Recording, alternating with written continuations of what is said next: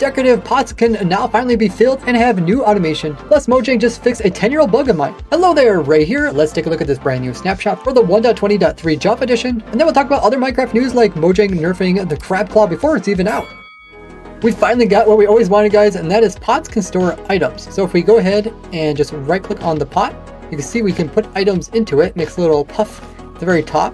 Let's go ahead and just place all these items in and see what happens when it's full. Doesn't change its looks at all, but we can't place in any more items. And pots can only hold one stack of items of one type. Now to get the items out, you can't actually open up the GUI to look inside like you can with most containers. Instead, you have to actually break it. And there's also this cool animation of it kind of wobbling when you're placing items into it. If you try to put in a different type of item, it wobbles the other direction. Same thing if you try to right click on it with the empty hand. But since they're a container, they can also be used with other things like droppers and hoppers. So we can have this dropper here automatically put items into the pot. Then we can have this hopper here pull items out of it. And we can use comparators to read how many items are inside. So if we go ahead and unlock this and then put some items in through this hopper right up here, we can see the comparator turns on. And when it's completely full, you can see it puts off a really long redstone signal with a power of 15. When interacting with the pot, it causes that wobble, but this also can be detected by skulk sensors with a frequency of 11. You can also destroy the pots using projectiles. Look at that. One hit and it breaks it down, which will drop the items, but also drop the pot, but as the clay bricks. You might have also noticed that pots themselves can stack now up to 64, which is amazing. But before there were only stacks of 1, which was super annoying. Now you can use pots as a kind of an item sorter. You can put one item of your choice inside.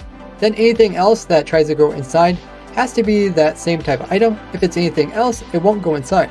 This is really no different than any container that is holding just one type of item. So it won't be like a new revolutionary new type of item sorter, because the pot itself can't actually pull items into it, unlike the conventional item sorters, which use hoppers that not only can pull items from above them, but can also take those items and push them out of it. Well, this is really cool for map makers, so they can have players that come across these cool pots, and then if they want this stuff inside, they're going to have to break them down in order to get the items. Now, pots were always considered tile entities, but now they're actually keep track of what items are inside. And when it comes to pots NBT data, they have something called cracked, and before cracked, they just change the noise of the pot when it's broken. But now when it's set to true, if a player would break it even with their hands, they don't actually get the pot item back, but instead it breaks down into the clay bricks, which is another cool thing for map makers. What are you going to use the new pots functions for? Snapshots, pre-releases, and release candidates can now be accessed on Realm servers. But the snapshot realm is going to be separate from the normal realm. So now that I'm inside of a snapshot, and if I click on this, you can see it can actually be opened in the actual snapshot. Commands got some changes today with the function command and how they work with the new return command. Related to functions, they also changed the limits when it comes to these to prevent a wide range of exploits, including stuff like having a new game rule, max command fork count, which restricts the total amount of context that can be created by a single state of functions. Another example is if they had 5 entities and you make 5 entities all do 5 things themselves, this can easily create a bunch of lag and crash your server, so you can limit the total number of these contexts. They also brought back the execute if function, so you can make it run only if certain things occur. There's also matching where something has to match before it will actually work, and the return to run command is also back. This is for if some part of it doesn't work, it can still continue running.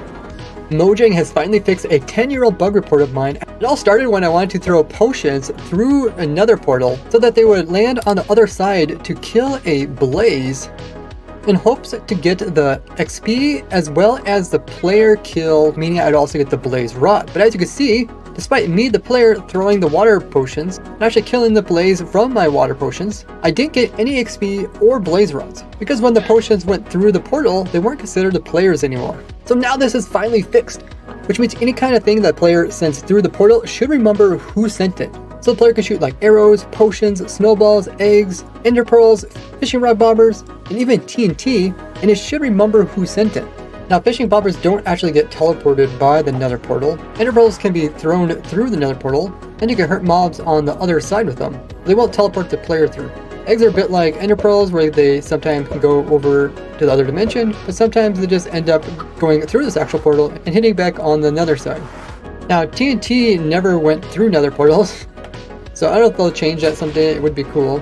Which gets me to the main thing I wanted to do, which was have the player over in the nether dimension be able to kill mobs that we're storing in the overworld, because those mobs don't count to the cap in the nether dimension. So here we got a super powerful looting sword in my main hand, and on my offhand I got some snowballs. If I throw these snowballs through the nether portal, you can see it can hit the blaze on the other side. And when I kill it, it would then count as a player kill. And killing mobs this way will give us looting.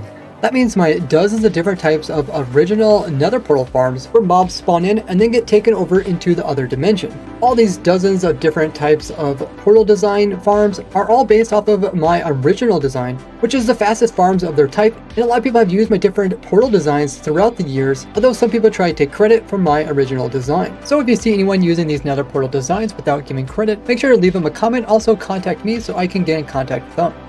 This opens the door up to a new type of farm. So if you've seen some of my original portal farms, you'll know that we will first transport the mobs over into the other dimension. That way they don't count to the dimension mob cap that they're in.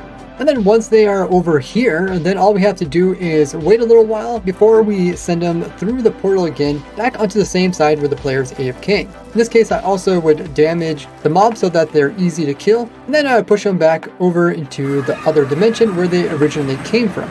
This is where we would have the player sitting AFKing, and as they come through, we would kill them using our looting sword, with the objective being that we can gather mobs from a large location and bring them all to a single location where the player can kill them, all without having to transport them from all the different locations to this area, but using a bunch of complex and slow machines to move them. Instead, we quickly move them to a different dimension, so more mobs can immediately spawn into here, and then we just briefly push them back over to this dimension, just long enough so the player can kill them and get tons of loot. They're all considered a player kill, so you can get stuff like tons of blaze rods. But the one negative side to this type of design is that the blazes that come back through this nether portal are sitting here and are holding up the mob cap, so no other blazes can spawn up above. That's because the game can only have so many hostile mobs in an area at any given time, and if there's more than a certain number, then the game just won't put in any more. And this is the main bottleneck when trying to make super fast mob farms. So with my report finally fixed, we can instead have the player sitting here shooting like snowballs or arrows through this portal, and then once they go through, they would kill the blazes as they would be low health, or the arrow could hit like a TNT and ignite it, and then that TNT that's also lit by the arrow would also be considered from the player. So even though you're in a different dimension, you can still hold looting in the main hand, the projectile in the offhand.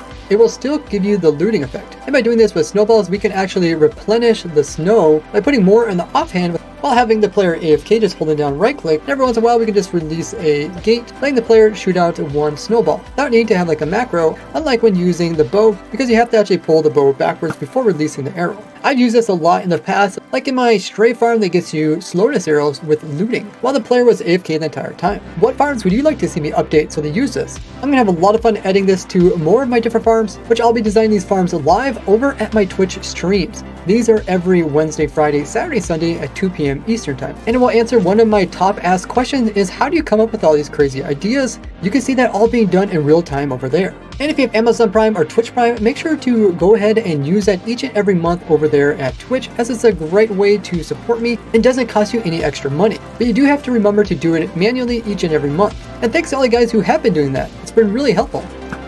Which also fixed this other old bug where you could shoot arrows through another portal as a player, which isn't actually a problem, but the problem was that you could shoot arrows and actually hurt players on the other side, even if PvP was turned off on the server settings. Although they have fixed similar bugs to this in the past, this one somehow got through until now. When it comes to withers, they are very strange in that they can shoot off both blue skulls as well as black wither skulls. Now if we go ahead and throw it into my automatic wither summoning and killing system here, the skulls are coming directly out of the heads, but then they are immediately hitting the bedrock. And when it's mad, it can shoot out the blue ones. The only problem is when we try to test to see if there is a blue skull or a black skull flying through the air, we can't actually do this in Minecraft. This is because the game wouldn't actually save what type of skull was being shot out. So if the wither would shoot out like a blue skull, then you would unload the chunks, come back, it would turn into a black skull. I talked about this in the past in my dozens of different wither machines. This also made it very difficult for when designing these machines to tell if there was blue wither skulls coming out at any point just by using command blocks. Instead, you'd have to use other ways of doing this. But with the recent bug fix, now they will actually keep track of what type of skulls they shoot out, and they will be saved so you can actually also detect them with commands. In Bedrock Edition, you can actually put names onto minecarts and boats using an anvil. And when placed down, you can actually see these names, which is really cool. Except it wasn't in the Java edition, so they went ahead and did a parity fix, so we could also put cool names on our things. They fixed a bug related to a problem that was just recently added in these new 1.20.3 snapshots. And that was you could not actually shear a pumpkin to get a carved pumpkin like you could in the past. I'm not sure how this was accidentally broke, but they went ahead and fixed it once again in this snapshot. There was this funny bug that you could use on suspicious blocks like suspicious sand, where if you start brushing the item out of it, all of a sudden that block it cannot actually fall until the item goes back inside again. So you get these floating gravity blocks just for a split moment before the item would go back in and it would actually fall. I don't think this trick was that useful, but it's no longer in the game. I fixed two other bugs related to brushing. One about the block brushing going out of distance, and the other one brushing too close to entities was stopping the brushing. The little tutorial icons in the top right were using the old textures, so now they've been upgraded. They also fix other texture issues, as well as make sure the player's hand animation looks better when using shields and feeding mobs. They also fixed quite a few different bugs related to commands. And they made some performance issues related to text as well as realms. Recently, I made this YouTube Shorts video about how there was a difference in description about the 3 different mobs that we could vote for during the Minecraft Live 2023 event compared to the China's version of it. Now, these mobs, once voted for, would make their way into the 1.21 update, and it turns out that the China edition said that the claw from the crab could not only place blocks far, but also brave blocks far. It also said that it could be bred up using kelp.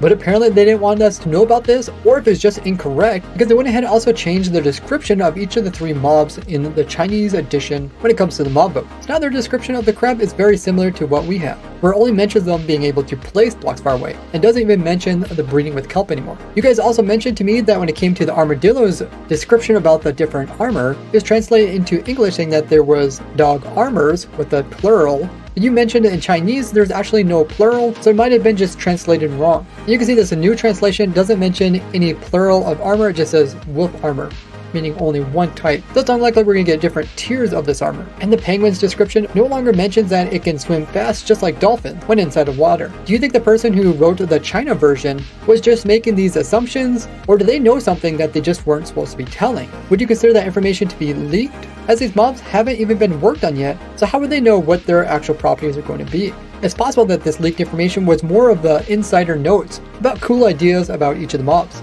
Let me know what you think. Now watch me do big brain stuff live over at my Twitch, or check out this playlist on how I design automatic farm for every single item in the game. As always, leave a like and I'll see you next one. Bye bye!